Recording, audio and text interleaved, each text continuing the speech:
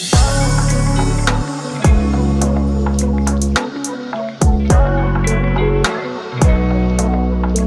right, we're on. Hello world. Welcome back to Organised Chaos. You're with your host Phil here. And today I want to run over everything that's going on in 2023 for myself, and sort of what's going on, what's coming up, etc. My 2023 sort of took a big turn in late 2022 when my partner Beck found out she was pregnant and we were having a baby. So how that sort of come about was we had her Christmas party in late November. And we both got quite drunk. She was, she'll tell you she was next level drunk. She was like passed out in the toilet sort of drunk. Anyways, after that, so that was a Saturday night. Sunday we come home, didn't really do too much, pretty hungover. Monday I got to work as per normal. Pretty late night.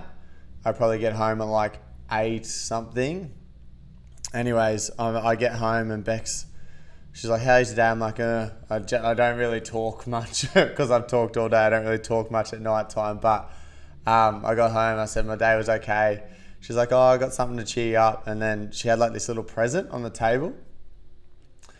And I opened it. And like, that's super random. Like, don't get the wrong idea that I always get a present. I never get a present. So there was this present on the table and I opened it up. And it's got this little like baby onesie saying world's best dad on it, like, and a pregnancy test and all these things. I'm like, you're fucking kidding me. I couldn't believe it. And then, there's a video of it and I'm just in complete shock. I had no idea. We were under the impression that wasn't going to happen anytime soon. It was a complete shock. And Beck goes on to tell me that she had sort of done numerous tests that morning. She did one and then it came up positive, so she did it. I think she had 3 sitting with her, so she did all 3 and then she went and bought more and did more. She couldn't believe it as much as I couldn't believe it, but it turns out she was pregnant. So she sort of blames how drunk she was on the fact that she was actually pregnant. I just think she had way too much to drink and doesn't know how to control herself. But either way, as of late November, we were having a baby in the middle of the next year. So that threw a massive spanner in all our plans. We were I just proposed in September. So we were sort of nutting out a list for a wedding and sort of getting our head around that. And then our plans diverted quite dramatically to, okay, we're having a baby, which is insane. So the first few steps of that, there's all these like scary scans that you go to that I was a bit worried. Like I was so nervous and excited for, yet you're like, you can't help but worry. Like there's like, oh, we just want to have like a heartbeat above this and all these little things. And the first scan we went to was at like 6 weeks and we thought it might have been a little bit later the way it sort of lined up with everything. But it was about the 6-week mark. And the heartbeat was at like 90 something. And they said, oh, once it's over 100, we're safe. So I want you guys to come back in a couple of weeks and take another one. So then you start over-analysing that. And then luckily we went back and it was all fine. And then the next scan we went to was all fine. So we got through all the tricky stuff. We had one of our last scary scans just before we went to Bali. So we went to Bali for Christmas and New Year's. And obviously at this stage we hadn't told anyone we were pregnant, bar like close family and friends, like my parents, her parents, that sort of thing. So no one really knew. So in Bali, she's like taking photos with mocktails and acting as if we're drinking and trying to act just for like social media and stuff. So no one really questioned anything. Anyways, get through Bali fine. Well, actually, we both get sick in Bali. Probably not the best for her.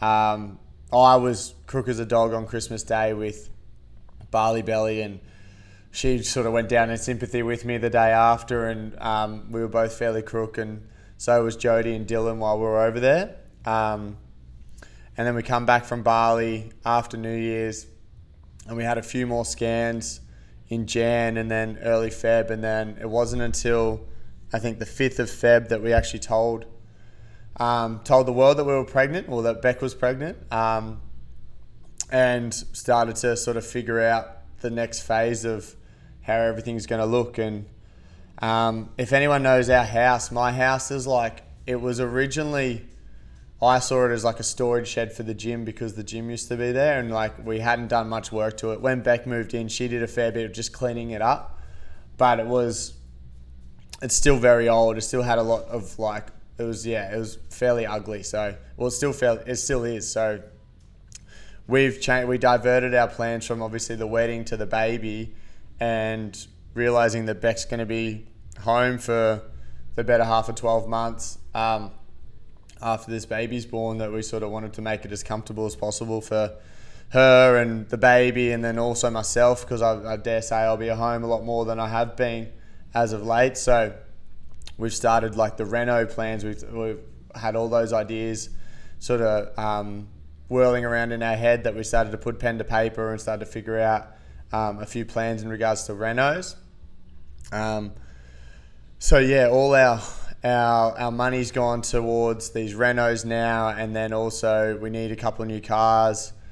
Beck got away with sold her car and made a Mozza on it, which was quite surprising. Well, a Mozza for what it was anyways. And I've got a 2-door ute, so we probably will buy a decent car for her, probably a Prado or something like that, a decent sized car that can be the baby car, and then I'll eventually upgrade the ute as well. The ute's done me well, but it is my dad's actually my dad's ute, so he'll probably get it back eventually, and I'll buy something new, and then whenever we do need the ute, it's only around the corner at Dad's place anyway, so that's pretty handy. So yeah, we found out we were pregnant late November, in Bali for December and early Jan, come back, we tell everyone in early Feb. In late Feb, I go to Chinchilla. So every 2 years, there's a watermelon festival in Chinchilla, and they would have missed 2 of them, maybe 1 of them. I think they missed 1 of them, and I missed the one before that. So I hadn't been out for 6 years for the Melon Fest. I've been out for other things like the races and stuff, but I haven't been out for the Melon Fest for 6 years. And I had this ambition to win the Dash for Cash. So the Dash for Cash was a run where you run with a watermelon, holding it in one hand or holding it however you want to. You run down the main street, turn around and run back. And I'd been training. When I say training, I do a few hill sprints at home, and like whenever I'm running, I'm like, yeah, this is training for it. There wasn't too much specific training for the Dash for Cash, but I'd been training with the ambition to win this bloody Dash for Cash for probably since early Jan. Like my idea was like, okay, I'm going out here to win this bloody thing. So I started to get nervous. Like I was raring to go for this Dash for Cash. So the morning of was actually my birthday. So it turns out every time the Chinchilla Watermelon Festival on it ends up being on the weekend around my birthday and my mum's birthday. So we go out as often as we can for it. But this year, yeah, the Saturday of the race was actually my birthday. And in the morning I woke up and I did the park run out there. So I did the 5Ks, and I come second to this bloke who was from, I don't know, he had a Toowoomba running club shirt or something on. And I'm like, oh, and he looked quick, and he was quick, and he smoked me. And I was like, oh no, if he's running in this bloody Dash for Cash, I'm screwed. Anyways, go down there, get the water. I choose the smallest bloody watermelon I can. The street's packed, so it's like literally down the main street. The street's packed. They've just done this parade. People everywhere. My time to shine. I find I spot this kid because the kids run before the adults run, and I spot this kid with a small watermelon, and I'm like, I just had eyes on him. So when he finished, I sort of went over to him, congratulated him, and then I stole his watermelon as quick as I could. And I held on to that one until it was our turn to run. And I was the only one who took it this seriously. Don't get me wrong. It's no big event in most people's eyes, but in my eyes, it was the pinnacle of my running career. So I grabbed the smallest watermelon, old mate who was like, it's just a guy on a microphone going ready, set, go. Last, like when he did it for all the kids and then the females who were before us, he went, on your marks, get set, go. And then for us, he went, on your marks, all right, go. And I'm like, okay, so we were off. I was a poor start. Old mate smoked me on the start, this big country bloke, probably wearing bloody steel caps. Smoked me till the end, and it was about probably 150 out, turn around, 150 back.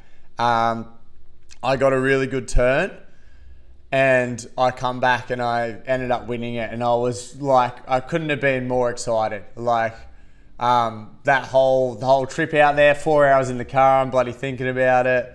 My mate had won it a few years prior, so he had bragging rights over it. So I had to come and win it. And I bloody did it, and I was so happy. Anyways, I win it. I get to speak to Anastasia Palaszczuk, have a little interview with her, give her a hug. Make it onto the local news. I'm literally a celebrity in Chinchilla for 24 hours. And as I'm walking away, they give you like an envelope with cash in it. And as I'm walking away, this guy comes up and goes, "Oh, not bad work for $1,000." I'm like, $1,000? Like, you're kidding. And then at this stage, I hadn't opened the envelope. And he goes, "Yeah, the guys last night at the skiing, like they do this watermelon skiing thing where you chuck your feet in watermelons and you get slipped down this tarp and you got to stay on top." Anyways, the guy who won that must have done really well in it. He won $1,000. I'm like, oh, how good's this? I've got $1,000. I've probably lost 500 through the pokies beforehand, so I'm up 500. How good?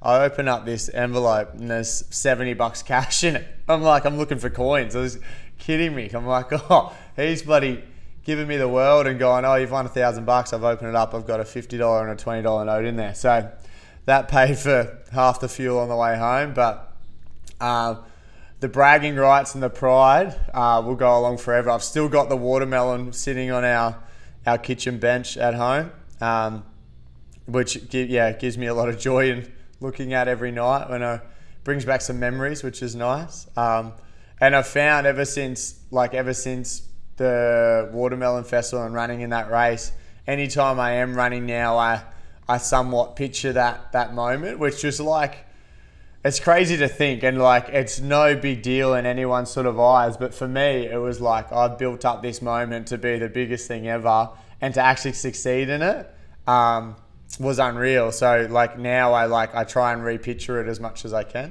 which is pretty funny. So yeah, that was late Feb, early March.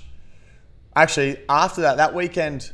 Oh, the weekend prior to that, actually, we went to the UFC in Perth, which was an unreal experience. I'll do that anytime it's in Australia. I'll try and get to those events. That was one of the best experiences ever.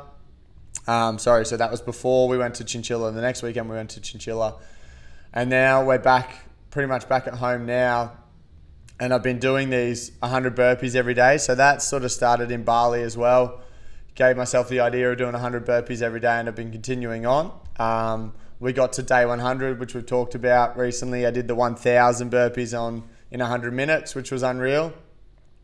And as we move forward, the next couple of weeks, we're doing some renos at home, getting rid of, we'll do some demo stuff, not this weekend, next weekend, and get rid of pretty much all the kitchen and all the flooring in preparation for the guys to come through and put the new kitchen in, put the new floors down.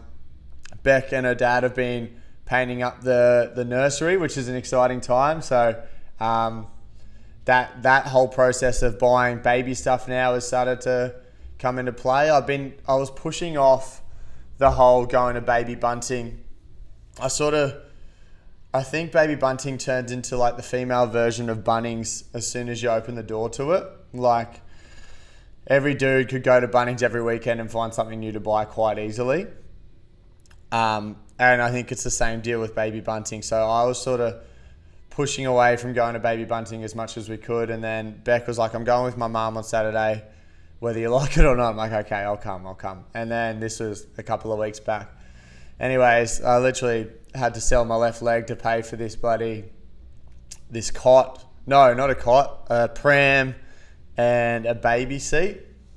So we got this U-boot pram that has all the bells and whistles, and we got this baby seat that does everything but tell you the time pretty much. And we've got them on lay-by. They're sort of sitting there until we get the right car, because then you have to get it fitted. Like all these little things that I got no idea about, but we're learning about. But yeah, that's been a cool experience. This whole baby situation of like, even like we went to last week or the week before, we went to our first, what's it called? Antenatal class.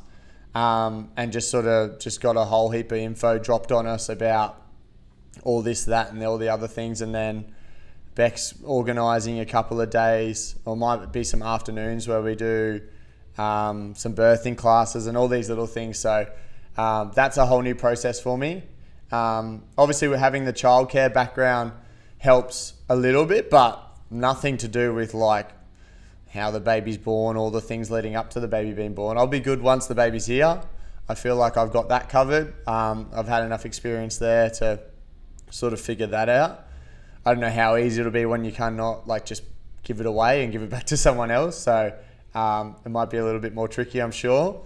But all this stuff leading up to having the baby is all new to me, which is super exciting. So I've been really enjoying it. I've been getting to every scan, everything I possibly can to sort of take in that whole experience. And yeah, it's something that I definitely don't, I definitely would prioritize that over anything else now. So whenever there is something coming up, it's the first thing in my diary, and everything else has to sort of work around it. Which, to be honest, I used to be very work first on a lot of things, and then this has changed my mindset completely, which is crazy. Like that flick of a switch of I'm pregnant has now changed my whole mindset around everything, which is insane. So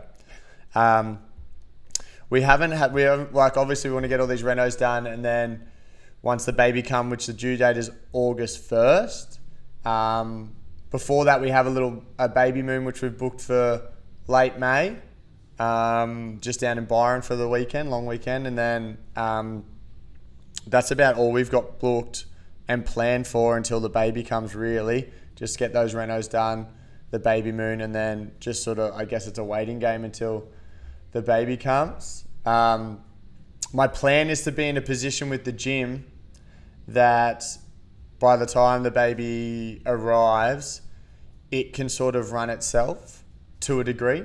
I'll still do a little bit of back-end stuff from home with my laptop, etc. But I would love to be in a position where I don't have to come in for a couple of weeks, whether 2, 3, 4 weeks, whatever it may be, whatever Beck and little Phil need from me. I want to be in a position where, I'm not needed here. So to have that happening, we sort of still need to put a few more processes in place and knock down a few more things, or lock down a few more things. Probably need to invest in another trainer, just for like a part-time trainer to cover a few of my classes that I'm running at the moment. But yeah, like it's crazy to think that when Fitness Compound first started, everything was run by me. There was like, for literally when everyone was sick through COVID, I couldn't get sick, because if I was sick, the gym would shut, and I couldn't allow the gym to shut. So I didn't get sick until I was sort of allowed to get sick. So I persevered and made it work however I needed to make it work. And now to be in a position where it can still run and I don't have to be here. Even now, like I can leave early on a Wednesday at lunchtime and know that everything's sort of in place, everything's going in the right direction. We're ticking all the boxes we need to tick. Someone else is locking up for me. Someone else is opening up the next morning. Like things like that I never thought was possible are now the norm, which is insane. So I want to keep working towards being able to be a little bit more on the back end side of things and not so much on the front end. As much as I love being the person that greets everyone as they come in and running all the classes, I still really enjoy running classes and doing PT sessions, don't get me wrong, but I know for Fitness Compound to grow, it probably needs to be more of myself and Bron on the back end, trying to build the memberships up, making sure everyone's happy, keeping sort of everything in line, ticking all the boxes we need to on the back end. And if I'm spending too much time on the front end with face-to-face clients and running classes and stuff like that, I know it won't be able to grow to where I want it to grow to.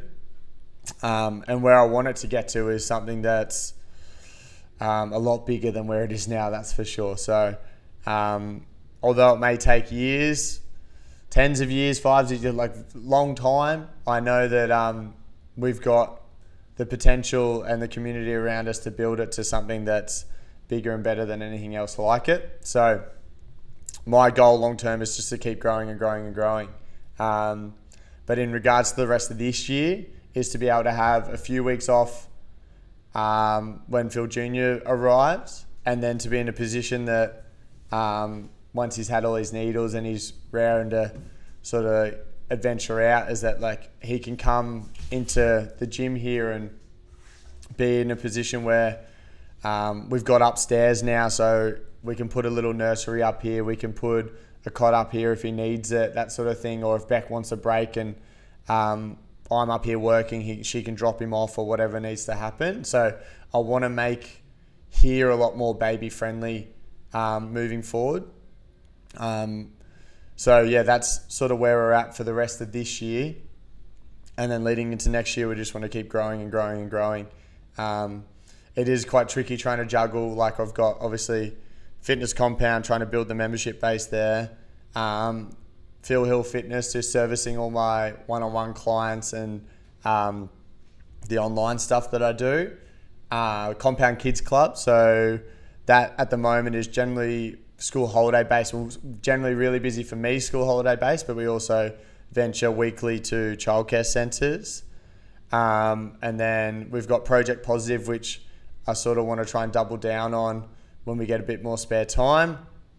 And then I also part owner in a Gold Coast tool and trailer hire, which is sort of came about when we realised that we have a lot of space at home from the gym not being there, and we could utilise it a bit more. So we rent out trailers from home, which needs more attention as well. It's been quite busy as of the last couple of weeks just because of Easter and people wanting trailers to sort of travel around and go camping with, etc. But in general, it hasn't seen enough attention from us to be kicking off like we'd want it to. So that's something I want to spend more time on too.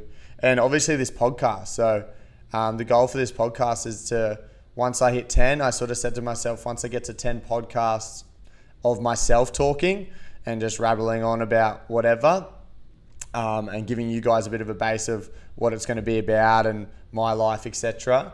I'll start to get some people on here and start interviewing some people, buy a new mic, get a decent camera, etc. So I think this is podcast 5, and I feel like I'm getting a little bit more confident with talking. It flows a little bit more, which is nicer. Less ums throughout it, I think, anyways. So I think if I can continue to do this and build this podcast up, I really enjoy it, and I really want to get some interesting people on here and listen to some stories and sort of learn a fair bit about things I don't know about at the moment. And if I can help people by talking to them, or they can help me, it's only going to benefit me and them. So, and the people listening. So I think, yeah, the podcast is definitely here to stay, and definitely something I want to keep continuing to do. So I'll leave you guys there. Thank you for listening. Make sure we like and subscribe, and until the next one.